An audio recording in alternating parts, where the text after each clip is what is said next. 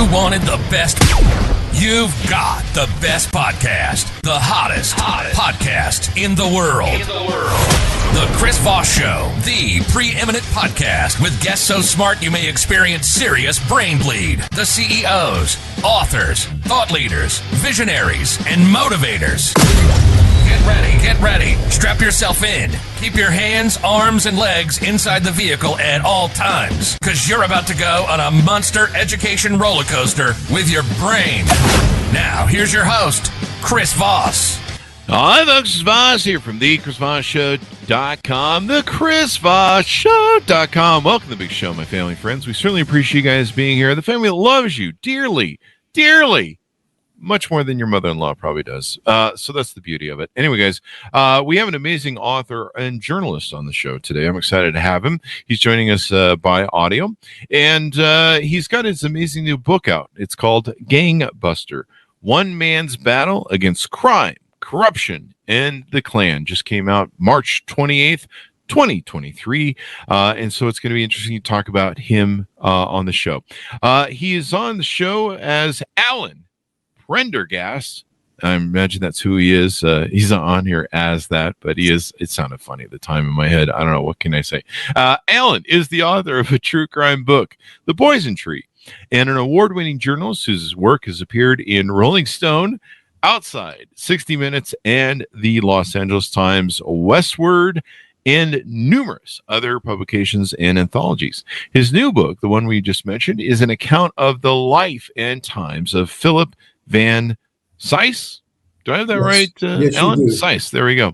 The Denver district attorney who battled mobsters in the Ku Klux Klan in the 1920s when the Klan was in the process of taking political control of Colorado. Welcome to the show, Alan. How are you? I'm great, Chris. Thanks for having me. It's wonderful to have you as well. Give us the .coms, wherever social sites you want people to go see you on the interwebages. The best place to go is alanprendergast.com. That's Alan with A-L-A-N and Prendergast with that R in it, not the famous Pendergast machine.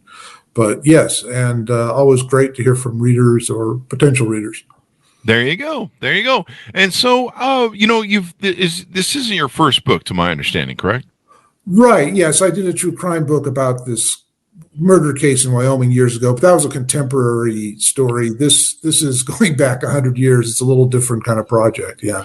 There you go. And so what motivated you on to write this book? What brought it to your forefront?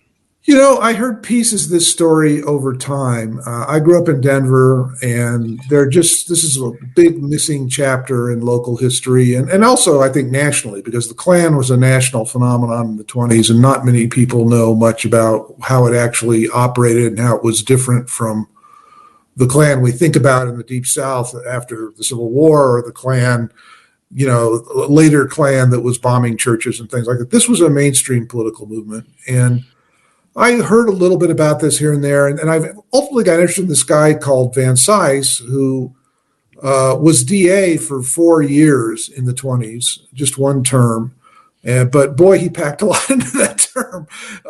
And there was a lot going on there, and I felt like I had only a fragmentary history of it. So I sort of made a resolution to myself that I was going to find some of those missing pieces. And that's what I basically set out to do, working different archives, retracing just what happened with all this crazy stuff. There you go. So, and, there you go. And so you decided to write about it and tell this story that has largely been untold. I saw some of the different research on it. The Klan members walking through Denver. There was a lot of terror and hate that went on with it. Tell us a little bit about what was going on. What led up to him having to take this on locally there on the ground? Well, he's an intriguing figure because he was, in some ways, he was from a good family, not a rich family, but it was sort of part of the establishment.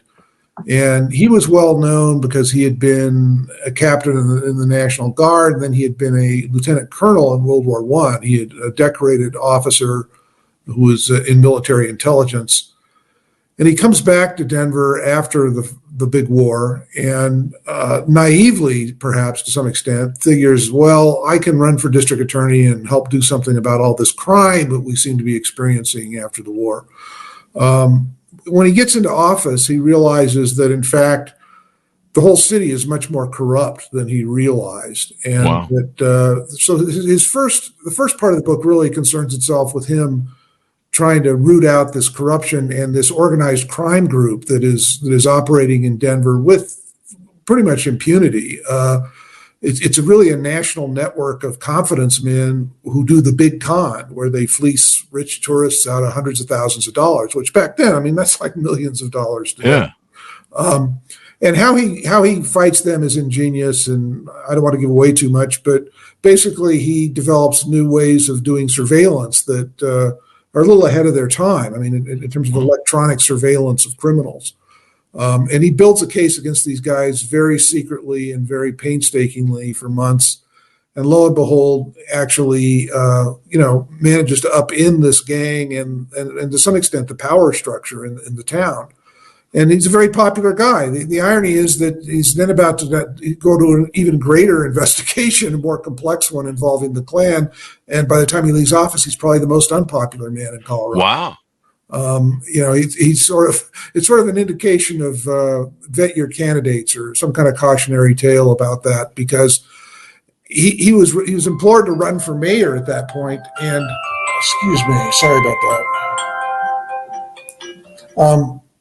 And he didn't run for mayor. The person who did run for mayor was a Klansman, secretly. People didn't know that until after he took office and started appointing other Klansmen to various offices. So, oh, wow. It was the corruption he'd fought to begin with now is much worse. Instead of worrying about cops who are mobbed up, he's worrying about cops who are in with the Klan.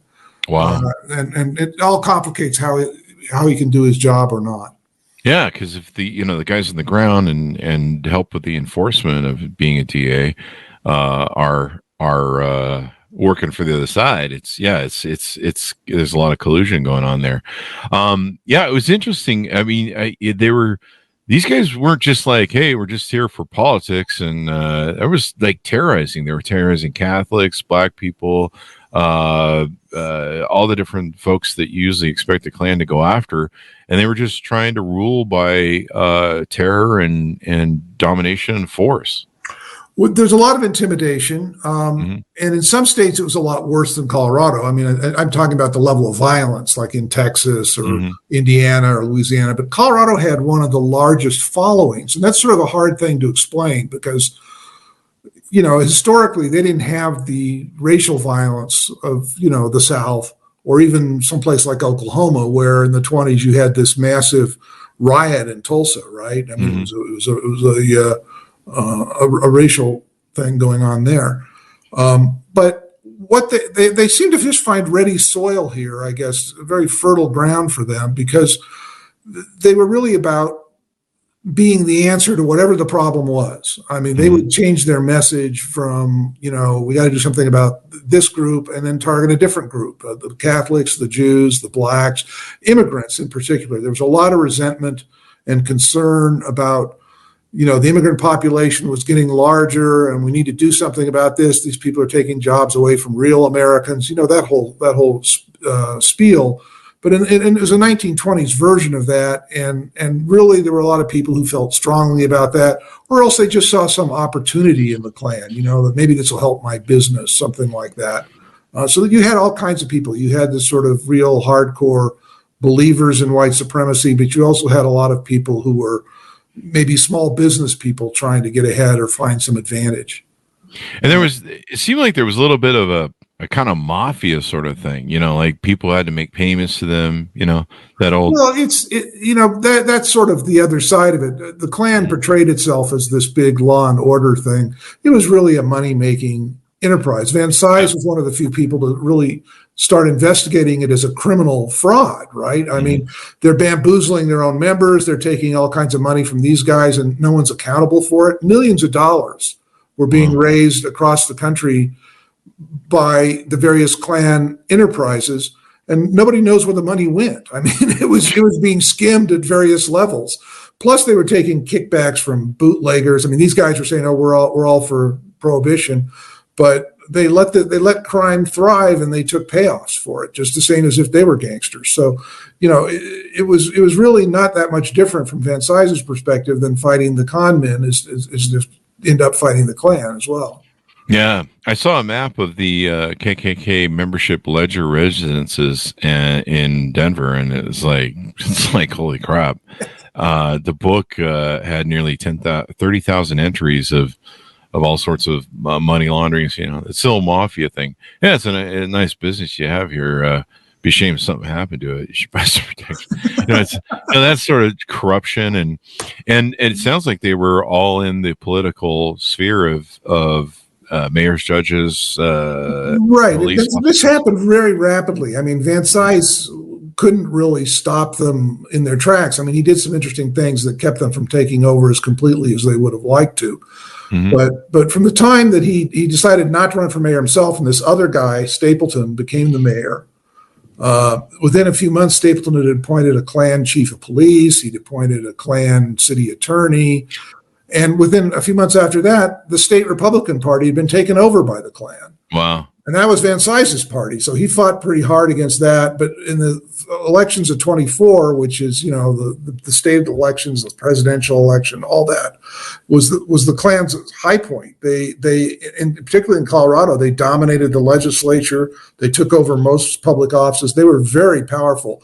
And it was obviously very dangerous for somebody like Van Cise to be on the outs with them and trying to figure out ways to indict them. Yeah. And so what made this man have this sort of semblance of character? Because, even today in politics, we don't see a lot of bravery and courage. We see a lot of, I don't want to go against what the party says or who elected me or, anything that's not politically, anything that's morally expedient doesn't seem to be politically expedient. What made this gentleman, have that sort of character? Well, yeah, that's a great question. And, I spent some time going into his own background and his family. He was very influenced by his father, who was a progressive fellow, a lawyer, a minister, and very high moral standards. And I think he had taught Van Cise from a very early age to stand up for what is right. And although he and his father didn't see eye to eye on everything, he really, I think, absorbed that lesson. And he was fearless. He had, even before he became DA, he had been in a situation as a member of the National Guard where he had to sort of blow the whistle on some of his fellow guardsmen after this violent confrontation with striking miners that became known as the Ludlow Massacre. Oh, yeah. This was about 1914. And Van Cise was not part of that confrontation, but he was sent down by the governor to investigate it, and he recommended that various fellow guardsmen be court-martialed and that one of them be tried for murder for shooting a prisoner in the back. And that didn't make him any friends. It got him. He resigned from the Guard shortly after because all this stuff was whitewashed as far as he was concerned. Wow! But that gave him a reputation as a guy who just, he's going to go his own way and he's going to call you out if you do something wrong. And I think that really was a formative experience for him. And when he comes to face the Klan later, he's not exactly intimidated by these guys.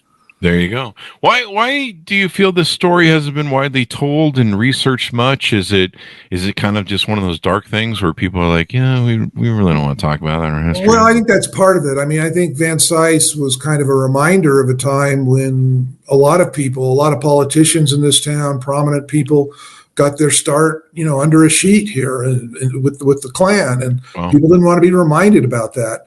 The interesting thing, you mentioned the ledger. I mean, the ledger survives to this day, and you can actually go online now at History Colorado, and if you had relatives in Denver in the 1920s, you could put in their name and see if they were Klans people. Wow. If they were official card-carrying members of the Klan. You don't have that in many states. I mean, most of those records were destroyed a long time ago. Every state tried to sort of cover up this chapter of their past. I think only in recent years are we looking at it more closely. And that was one reason I think the Van Cise story suddenly comes to the fore. It's been suppressed for so long, but it's actually a story about, someone standing up in a dark time and doing the right thing. There you go. And, these are the stories that I love in human history. And this is why we have a lot of historians like yourself that come on the show and help enlighten and educate people on history and what's gone before. Because to me, I mean, we still see that these issues aren't resolved, or these issues of hate and loathing, or blaming the immigrant, and pointing the finger at, well, this person's responsible for your problems, well, they're stealing from your pocketbook. Yeah. And we seem to not learn these lessons, and they keep repeating and recycling themselves. We saw this in politics recently with the there's the Charlottesville, the Jews will not replace us people that went out, the racists that went out, and I think they were KKK, Nazism, I think, but they were doing that whole bit. And you're like, you talk about this happening in 1920, this is happening in 2017 or 2016. Oh, sure. And you're like, wow, man, we haven't learned much over. And it's the same sort of bit argument that politicians will try and sell to separate, divide, and conquer. And it's always amazing to me that as a people, we don't sit at human beings and go, hey, we saw that movie in 1920, or pick your date. Yeah, no, that's we a learned good that observation. lesson. As I was doing this, I kept, without necessarily seeking it out, I kept finding parallels to things in our own experience. That's for sure. The Klan had its own newspapers. It had some radio stations. If you were a true believer in the Klan, you could spend all your time in your own echo chamber listening to these conspiracy theories about how Catholics were trying to take over the world, or the plans for Jewish domination, and this stuff, some of this stuff coming out of anti-Semite tracts from Tsarist Russia, right? I mean, it's been around for years, and it's just being recycled. Yeah. And it was being done for the same reasons. One of the most trenchant things I came across was actually a quote from LBJ.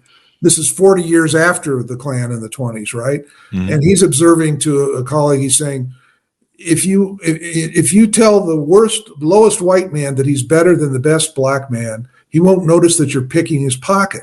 That describes the Klan in a nutshell. That's exactly the kind of misdirection they were up to. They were peddling hate as a way of finding someone to blame for something, and they were making money off it. Yeah. I mean, that was really what it was all about.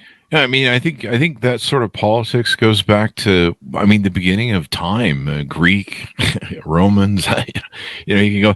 It's just astounding to me. I always use the phrase it's a quote from me. That's the one thing man can learn from his history is that man never learns from his history, and thereby we go round and round. And so that's why I love books like yours and stories like yours, because they bring a light to it.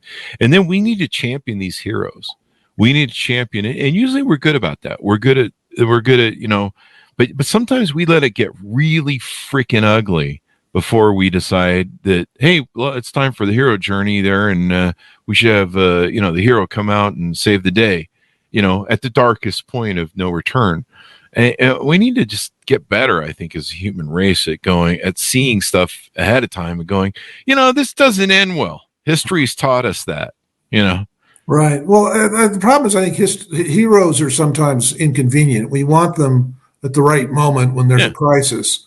Yeah. But they can be, to be as blunt as Van Cise was a liability in a lot of situations. I mean, there were times when possibly he could have been a little more tactful or a little less, inflexible in his own views, and maybe he could have built a stronger coalition against the Klan, that kind of thing. But that isn't who he was, and that isn't who these guys tend to be.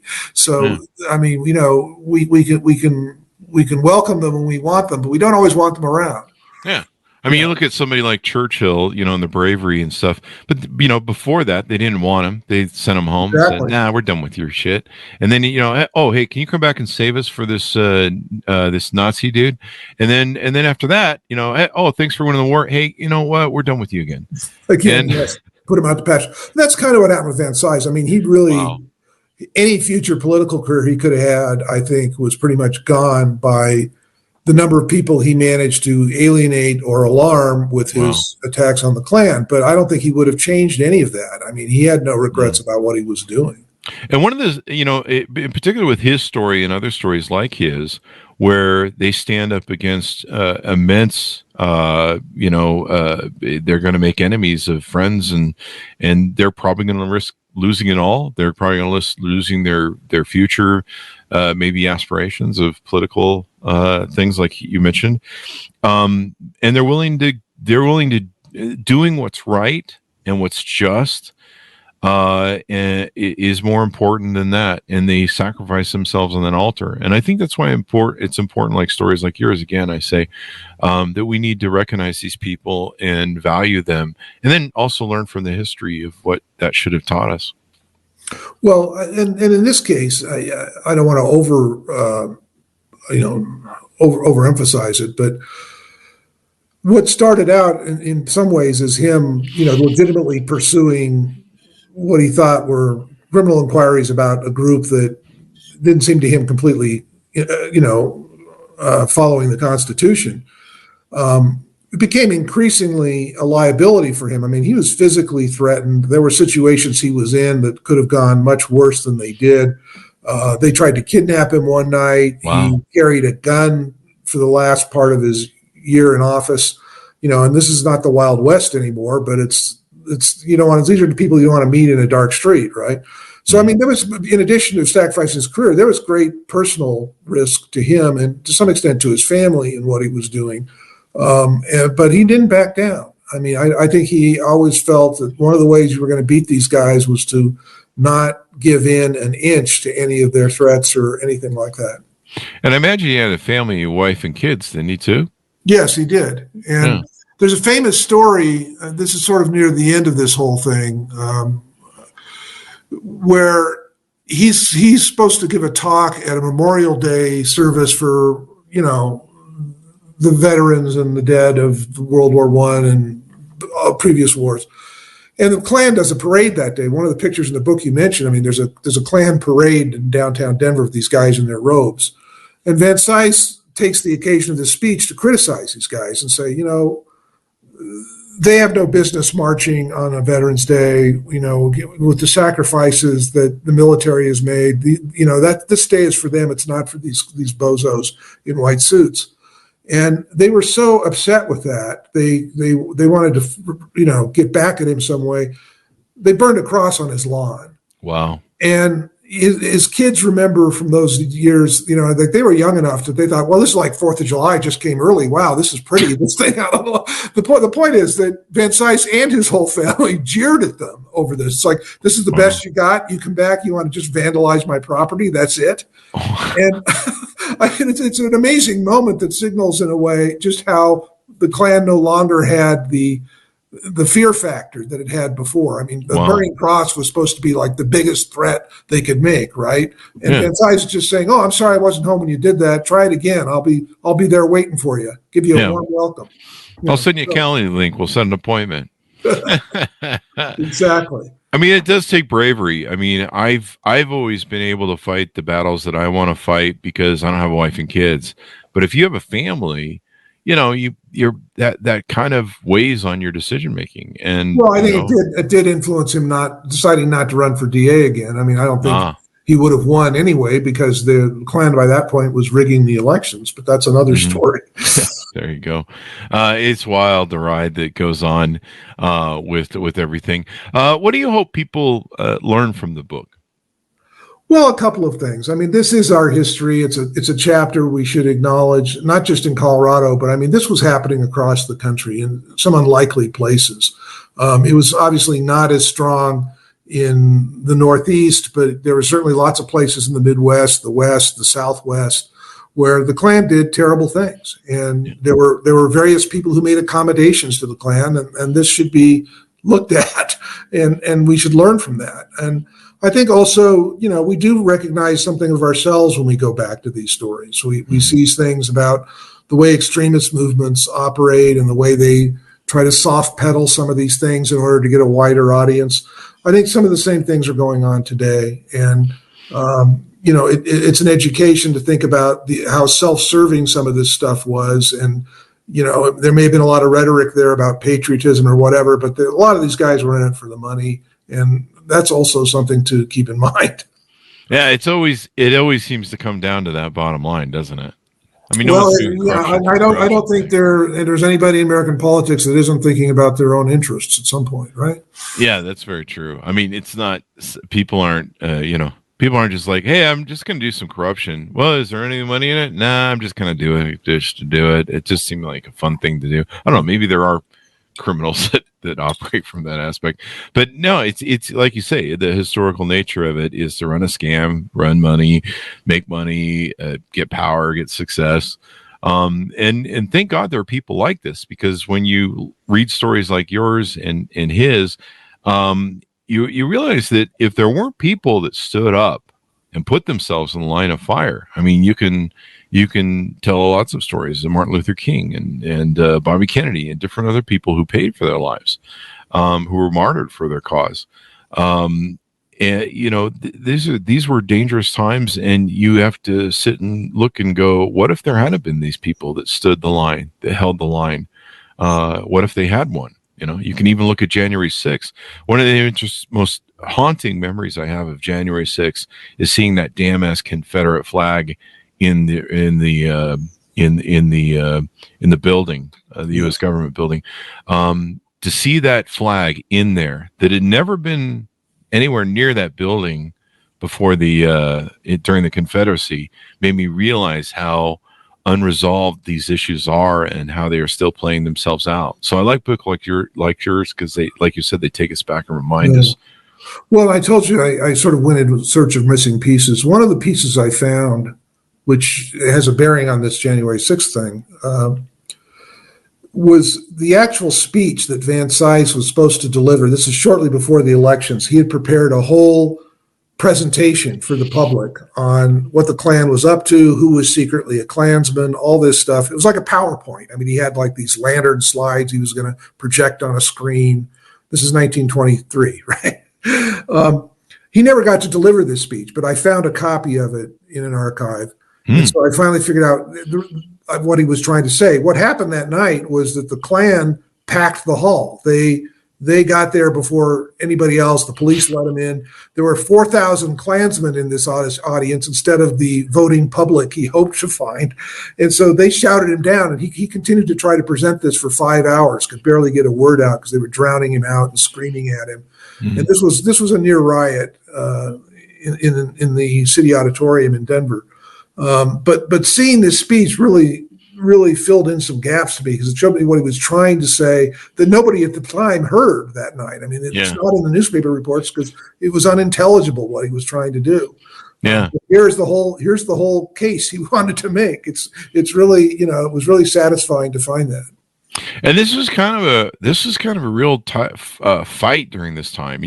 How close was it to being like Chicago? I mean, where you had Al Capone and evidently there was one central figure you talk about in the book who I think it was Lou Blanger. Yes. Yeah, he was the Al Capone. Well, not as ruthless as Al Capone. I mean, he didn't kill people routinely, but he was the fixer in Denver. He was a Denver institution. He was the head of these con man operation that Van Cise took down. Mm-hmm. But yeah, I mean, that was an important turning point to me. Was Denver was going the way of some other major cities at those times, Chicago, Kansas City.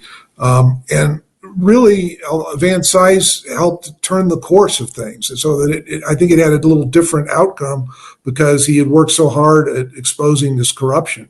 Mm-hmm. Yes, the Klan came in. Yes, the Klan fell apart almost just as fast.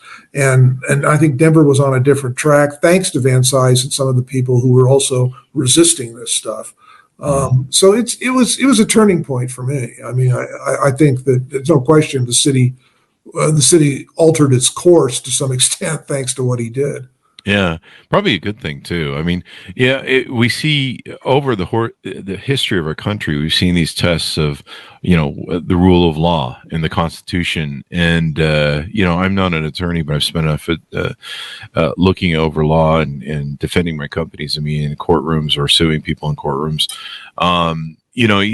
People don't realize how important the power of that is. The rule of law.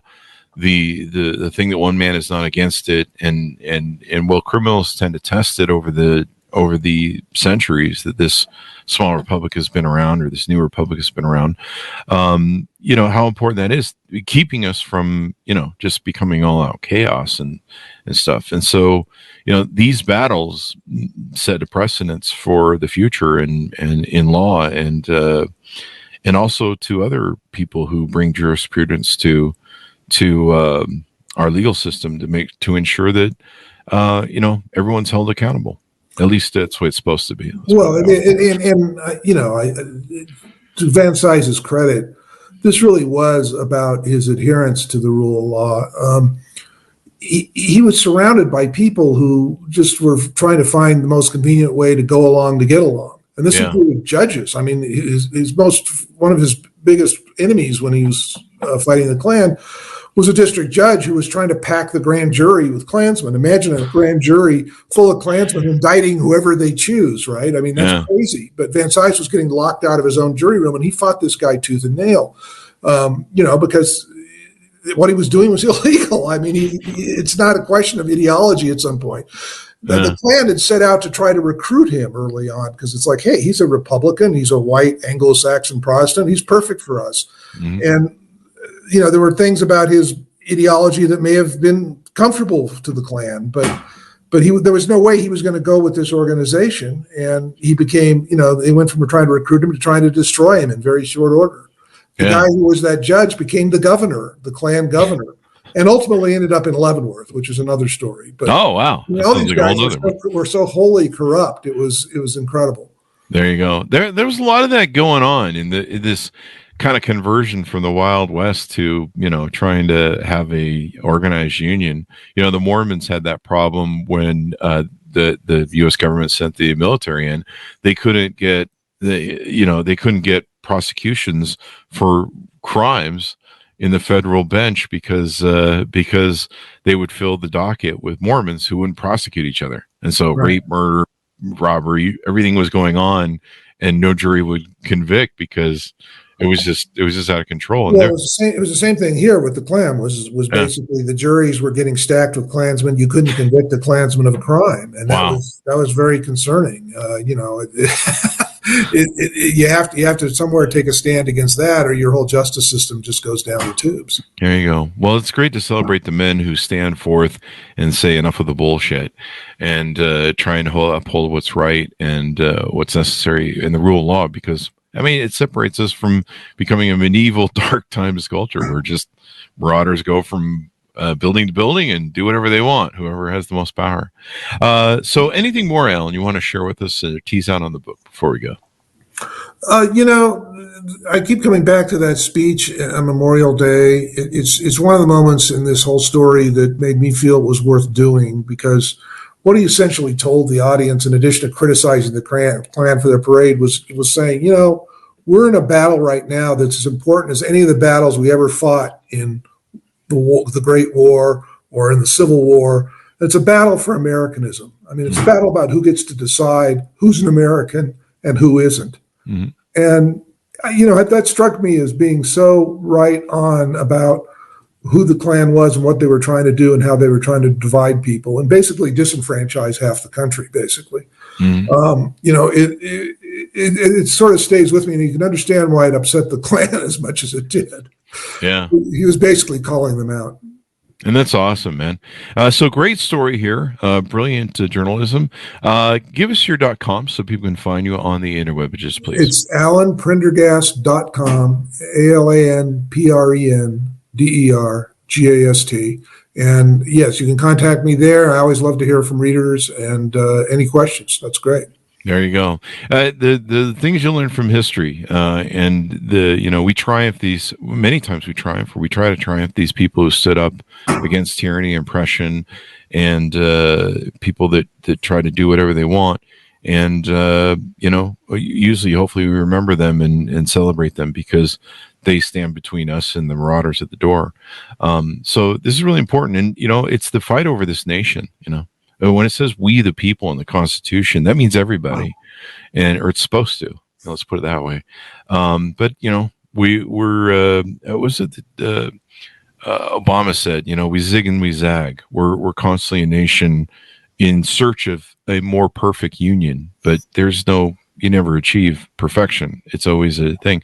And it's interesting when you study the history of this country, the tussle that goes on to achieve that perfect union, whatever that may be, that all men may have the same rights and everyone can, live life, liberty, and the pursuit of happiness. Thank you very much, Alan, for coming on the show. We really appreciate it. Hey, Chris, my pleasure. Thanks for having me. There you go. Thank you. Order the book, folks. Wherever fine books are sold, you can go to Amazon or other places. Gangbuster, One Man's Battle Against Crime, Corruption, and the Klan. We need more people like Mr. Philip Van Cise. Order up March 28th, 2023. It became available. And thanks for tuning in. Go to goodreads.com/Chris Voss, youtube.com/Chris Voss, linkedin.com/Chris Voss, and all those great places on the internet. Thanks for tuning in. Be good to each other. Stay safe. And we'll see you guys next time. And that should have us out.